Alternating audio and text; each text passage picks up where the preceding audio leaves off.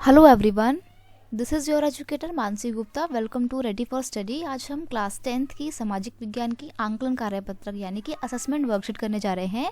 ये आपकी assessment worksheet number 15 है और इसकी डेट है 25 जनवरी 2022। ठीक है, तो 25 जनवरी की है ये। तो बेटा बहुत बहुत ज़्यादा इंपॉर्टेंट आपकी आज की असेसमेंट वर्कशीट आई है, क्योंकि इसमें जो जो क्वेश्चन दिए हुए हैं ना वो आपके पेपर की दृष्टि से भी बहुत ही महत्वपूर्ण है। ठीक है, तो कृपया करके इनको लिखते समय अच्छे से याद भी कर लीजिएगा। ठीक है, आपको पेपरों में काफ़ी सहायता मिलेगी इससे। ठीक है, वर्क अपना ये असेसमेंट स्टार्ट करने से पहले यहाँ पर आप अपना नाम लिखना, यहाँ पर आप अपने टीचर का नाम लिखना जो आपको एसएसटी पढ़ाते हैं, और फिर अपनी वर्कशीट आप स्टार्ट करना। ठीक है, तो देखो यहाँ पर आपको जो है एक अनुच्छेद दिया हुआ है। ठीक है, और फिर आपको इस अनुच्छेद से संबंधित कुछ क्वेश्चन दिए हुए हैं जो आपको सॉल्व करने हैं। सिर्फ 3 क्वेश्चन है ये ऐसे। ठीक है, तो देखते हैं क्या है। प्रति 100 वर्ग किलोमीटर क्षेत्र में सड़कों की लंबाई को सड़क घनत्व कहा जाता है। ठीक है, देखो वैसे मेरे हिसाब से तो ये जो आप चीज़ें हैं ना ये खुद ही पढ़ लीजिएगा। मैं आपको फिर भी क्वेश्चन के आंसर जो है डायरेक्ट दे देती हूँ। ठीक है, तो देखो पहला क्वेश्चन था कि भारत के किस राज्य में सड़कों का घनत्व सबसे ज़्यादा है। ठीक है, तो घनत्व मतलब सड़कों की मतलब पूरे देश की तुलना में उस राज्य में, स्पेसिफिक राज्य में सड़क की जो लंबाई है वो कितनी है। तो सबसे ज़्यादा सड़कों का घनत्व जो है वो किस में है, केरल में है। ठीक है, अब पूछ रहा है कि सड़क के घनत्व से आप क्या समझते हैं। तो सड़क घनत्व देश की कुल सड़क नेटवर्क की लंबाई का देश के भूमि क्षेत्र से अनुपात है। मतलब देश में कुल कितनी सड़कें हैं।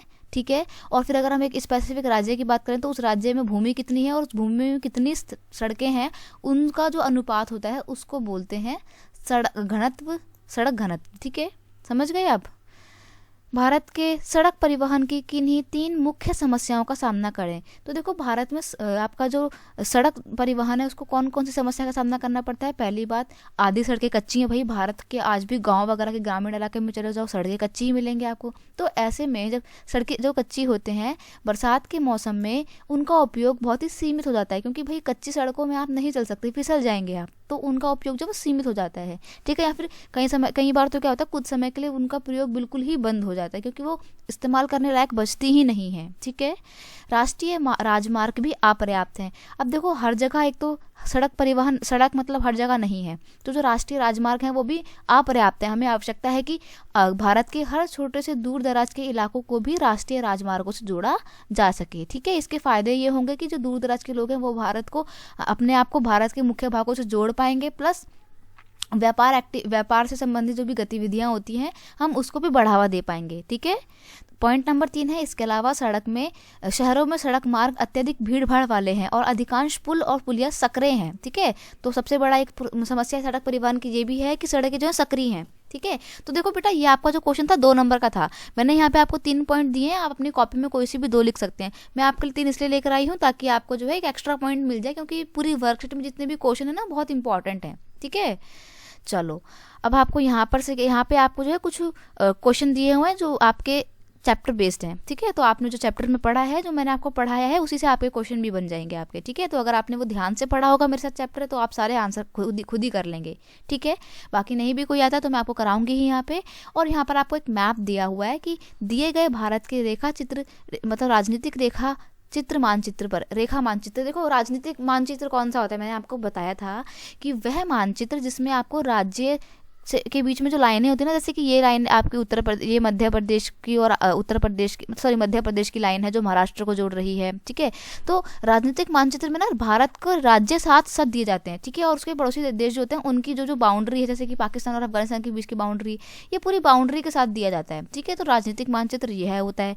और अगर बात की जाए भौतिक मानचित्र की, तो आपने एक मैप देखा होगा जिसमें सिर्फ भारत बना होता है और बीच का बिल्कुल खाली होता है, व्हाइट पोर्शन होता है। ठीक है, तो वो आपका होता है भौतिक मानचित्र होता है। उस मानचित्र में हम दिखाते हैं कि वहाँ पे कहाँ पर कौन से पहाड़ हैं, है ना, कहाँ पर कौन सी नदी बहती है, कहाँ पर कौन सा वन्य पशु अभ्यारण्य है। ठीक है, ये सब कुछ जो है वो भौतिक मानचित्र में दिखाया जाता है, और राजनीतिक मानचित्र में आपके राज्य दिखाए जाते हैं। ठीक है, अब इसने आपको मैप में क्या भरने के लिए बोला है, मैप में भरने के लिए बोला है अमृतसर। ठीक है, अमृतसर जो है पंजाब में पड़ता है। ठीक है, पंजाब में राजा सांसी हवाई पत्तन, यहाँ पर एक एयरपोर्ट है जिसका नाम है राजा सांसी। ठीक है, तो देखो मैं आपको बताऊँ ये ना बिल्कुल पाकिस्तान से थोड़ा टच में पड़ता है, वहीं पास में। तो देखो यहाँ पर जो है ना आपको इधर आपको जो दिखाना है, इधर जो मैं जहाँ पे पॉइंट कर रही हूँ ये वाला पोर्शन। ठीक है, ये वाला ओके, तो दिखा लीजिएगा, वहाँ पे लिख दीजिएगा अमृतसर में। ठीक है, तो ये एक नंबर पे आपका अमृतसर दिया हुआ है और आपको सिर्फ एक ही भरना है अमृतसर, तो आप लिख लीजिएगा। ठीक है, यहाँ मेरे लिए लिखना थोड़ा पॉसिबल नहीं हो पाएगा, बट आप कॉपी में आपको इसको आराम से लिख लीजिएगा कि अमृतसर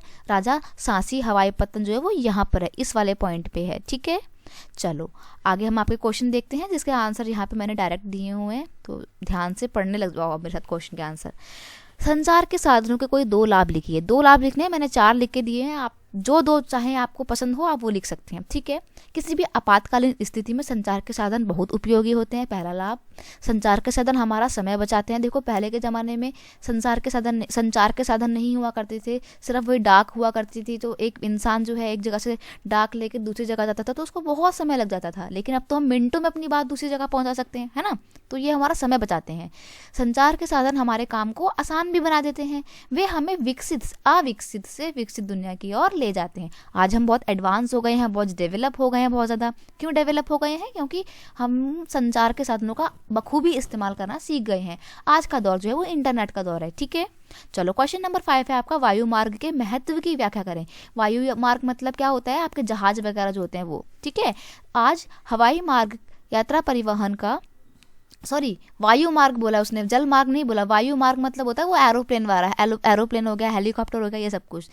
ठीक है, तो आज हवाई यात्रा परिवहन का सबसे तेज, सबसे आरामदायक और प्रतिष्ठित साधन है। ठीक है, बहुत ही फास्ट होता है ये।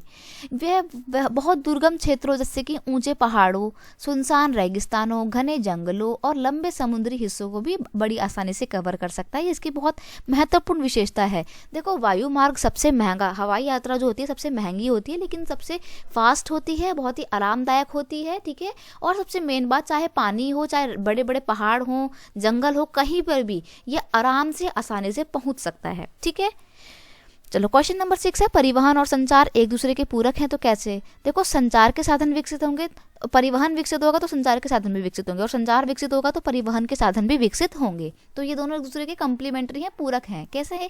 तो देखो उसका आंसर रहेगा, परिवहन और संचार एक दूसरे को अपनी प्रक्रिया को आगे बढ़ाने के लिए बुनियादी ढांचा प्रदान करते हैं। देखो अगर मेरे को अपना संचार बढ़ाना है तो उसका मतलब क्या है? मुझे अपना परिवहन भी तो बढ़ाना पड़ेगा, तभी तो मैं एक जगह से दूसरी जगह कनेक्ट कर पाऊंगी, तभी तो मैं एक जगह से दूसरी जगह बड़े आराम से पहुंच पाऊंगी। ठीक है, तो परिवहन विकसित कब होगा? जब संचार के साधन विकसित होंगे। ठीक है, और संचार के साधन कब विकसित होंगे? जब परिवहन विकसित होगा। तो दोनों एक दूसरे से रिलेटेड हैं।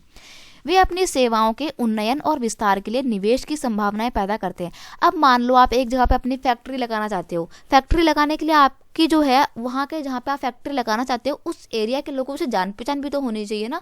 और वो जान पहचान कैसे होगी? बातचीत के थ्रू होगी, और बातचीत कैसे होगी? संचार के थ्रू होगी। ठीक है, आपको वहाँ पे जाना भी पड़ेगा, जाने के लिए आपको क्या चाहिए? परिवहन चाहिए। तो दोनों एक दूसरे से बहुत ज़्यादा ही संबंधित हैं। संचार ने व्यापार के क्षितिज को दूर दूर तक पहुँचाया है। व्यापार करने के लिए बातचीत करने की बहुत ज़रूरत होती है। ठीक है, तो व्यापार को भी संचार ने काफ़ी आगे बढ़ाया है, और व्यापार विकसित कब होगा? जब परिवहन के साधन बहुत ही उन्नत होंगे हमारे। ठीक है बेटा, तो ये क्वेश्चन नंबर 6 भी हो गया। आई होप आपको बहुत अच्छे से चीज़ें समझ में आ रही होंगी। क्वेश्चन नंबर 7 है आपका, स्वर्णिम चतुर्भुज महामार्ग की कोई 3 विशेषताएं बताइए। तो आपका मैंने आपको स्वर्णिम चतुर्भुज महामार्ग पढ़ाया हुआ है। ठीक है, तो आपको आज उसकी विशेषताएं लिखनी है। तो पहली बात, ये 6 लेन हाईवे है, वे प्रमुख शहरों को जोड़ता है। दिल्ली और एक तरफ दिल्ली से आपका पंजाब जुड़ता है। ठीक है, तो ये प्रमुख शहरों को जोड़ता है और एक दूसरे के बीच समय और दूरी को कम करता है। मतलब अब क्या होता है ना, पहले हमारे को दिल्ली से पंजाब जाने में कम से कम 2-2.5 दिन का टाइम लग जाता था, लेकिन अब तो हम घंटों में उस दूरी को तय कर सकते हैं। ठीक है, तो क्यों कर सकते हैं? क्योंकि आजकल हमारे पास महामार्ग हैं, अच्छे बहुत विकसित महामार्ग हैं, सड़क परिवहन हमारा विकसित हो गया है। ठीक है, तो ये बहुत ही लंबी दूरी को कुछ ही कम समय में हम तय कर पाते हैं। इन परियोजनाओं को NHAI के द्वारा क्रियान्वित किया जाता है। ठीक है, अब देखो एक बात मैं आपको बताऊं, बहुत सारे हिंदी मीडियम बच्चे क्या करते हैं ना, देखो ये जैसे NHAI लिखा हुआ है ना, तो इसको आप लोग ना ऐसे लिख देते हो N, है ना। मतलब आप इंग्लिश के कैपिटल लेटर से में लिख देते हो, N लिख दिया, H लिख दिया, है ना, और क्या है AI है, तो A और I लिख दिया। लेकिन पता है बेटा ये गलत चीज़ें हैं। पता क्यों गलत? क्यों आप हिंदी मीडियम बच्चे हो। तो अगर आप हिंदी मीडियम बच्चे हो तो आपको चीज़ें भी हिंदी में ही लिखनी पड़ेंगी, इंग्लिश में नहीं लिख सकते हो। आप लिखोगे तो टीचर के ऊपर अच्छा अफेक्ट नहीं पड़ता है, और कई बार अगर कोई स्ट्रिक्ट टीचर है तो आपके नंबर भी काट लेता है। मैं आपको ये छोटी छोटी चीज़ें इसलिए बता रही हूँ क्योंकि आप जो है 10th में बोर्ड देंगे। ठीक है, तो इन चीज़ों का ध्यान रखिए विशेष। क्वेश्चन नंबर 8 है, भारत के उत्तर पूर्वी राज्यों में परिवहन के किस साधन का इस्तेमाल किया जाता है। देखो उत्तर पूर्वी राज्य यानी कि नॉर्थ ईस्ट का इलाका, जहाँ पे आपका असम हो गया, मणिपुर हो गया, मिजोरम हो गया, त्रिपुरा हो गया, ये इस इलाके हैं, ये वाली स्टेट्स जो है, ये वाले राज्य जो है आपके नॉर्थ ईस्ट में पड़ते हैं, उत्तर पूर्वी राज्यों में पड़ते हैं। और ये जो इलाका है ना, ये थोड़ा पहाड़ी इलाका है, ठीक है, यहाँ पे बड़ी बड़ी नदियाँ बहती हैं, तो इसलिए क्या होता है ना कि क्योंकि यहाँ पे ब्रह्मपुत्र जैसी बड़ी बड़ी नदियों की उपस्थिति से सड़कों और रेलवे का निर्माण करना मुश्किल हो जाता है, इसीलिए ना यहाँ पर हम लोग किसका इस्तेमाल करते हैं, हवाई परिवहनों का। हवाई परिवहन मतलब हेलीकॉप्टर वगैरह का इस्तेमाल करते हैं, ठीक है। नदियों में बाढ़ आने पर वायु मार्ग उपयुक्त होते हैं। कई बार मान लो बहुत ज़्यादा बाढ़ आ गई, ठीक है, और बाढ़ आ गई तो आप फिर रेलवे का इस्तेमाल भी नहीं कर सकते हो, ना ही आप लैंड ट्रांसपोर्ट का इस्तेमाल कर सकते हो, तो ऐसे में हवाई परिवहन बिल्कुल उपयुक्त होता है। घने जंगल रोडवेज और रेलवे के निर्माण में बाधा डालते हैं। देखो क्या होता है ना, घने जंगल है वहाँ पे, पूरा ना बड़ा हरा भरा सा इलाका है, बहुत प्यारा एरिया है, पहाड़ है, हरियाली है चारों तरफ, पर यही एक दिक्कत है कि हरियाली में, पहाड़ों में ना रेलवे का निर्माण करना थोड़ा मुश्किल हो जाता है। इसीलिए उत्तर पूर्वी की राज्यों में सबसे ज़्यादातर कौन सा परिवहन इस्तेमाल होता है, हवाई परिवहन इस्तेमाल होता है, ठीक है। बांग्लादेश, म्यांमार, चीन आदि की अंतर्राष्ट्रीय सीमाओं पर बिना किसी परेशानी के आसानी से हवाई मार्ग से यात्रा की जा सकती है, ठीक है। अगर मान लो हमारे को असम से चाइना में जाना है, ठीक है, तो दोनों के बीच में एक बहुत बड़ा पहाड़ पड़ जाता है, हिमालयन रेंज पड़ जाती है, तो बहुत दिक्कत होती है जाने में, इसलिए इस्तेमाल किसका करेंगे हम लोग, हवाई परिवहन का इस्तेमाल करेंगे, उड़ के जाएंगे आराम से, है ना भैया। तो बहुत ही आसान सी चीज़ें थी ये। तो बस आपका ये क्वेश्चन नंबर 9 तक था। 9 में आपको क्या दिया हुआ था, मैप दिया हुआ था, जो कि मैं आपको बता चुकी हूँ। तो बस आपका असेसमेंट वर्कशीट जो था 15 नंबर का, वो सिर्फ इतना था। चीज़ें बहुत इंपॉर्टेंट है इस वर्कशीट में, तो उसको बहुत ध्यान दीजिएगा, ठीक है, और अपने बोर्ड के लिए प्रिपेयर करते रहिए, क्योंकि आपके लिए भी बहुत ही ज़्यादा इंपॉर्टेंट समय है, ठीक है। तो बिल्कुल वेस्ट मत करें इसको। चलिए आज के हम वीडियो को यहीं पर ख़त्म करते हैं। अगर आपको ये वाला असेसमेंट वीडियो अच्छा लगता है तो प्लीज़ इसे अपने दोस्तों के साथ शेयर कीजिए, क्योंकि आपका 1 रुपया भी नहीं जाएगा इस वीडियो को शेयर करने में और लाइक करने में, ठीक है। तो कमेंट करके मुझे भी बताना, ओके। चलिए मिलते हैं नेक्स्ट वीडियो में, तब तक के लिए थैंक यू सो मच बच्चे, बाय बाय।